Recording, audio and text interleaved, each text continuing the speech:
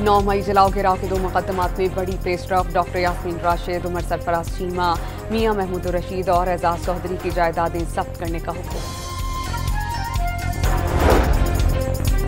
Speaker कौमी assembly की एक बार फिर अपोजिशन को मुज़ाकरात की दावत। बानी से मुलाकात न करवाने पर कौमी असम्बली इजलास में PTI अरकान का एहतजाज और वॉकआउट।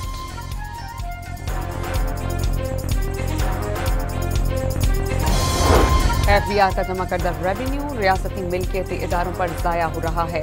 हमारे साल 24 में से 8 इदारों की निष्कारी कर दी जाएगी। वज़ीर ख़जाना मोहम्मद औरंगज़ेब का सेनेट में इज़हार ख्याल।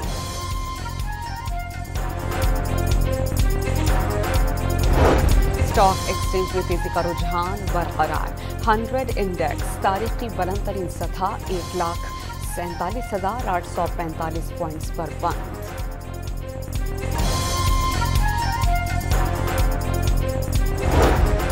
कराची की मलिर जेल से कैदी फरार हो गया। मुअज्जिन दरवाजे ही से फरार, हुकाम के हवाले नहीं किया गया था। DIG जेल का मुवाक्किफ।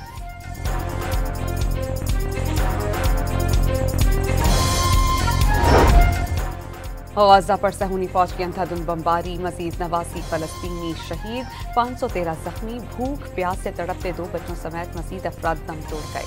मजमूई अमवात 227 हो गई, 103 बच्चे शामिल।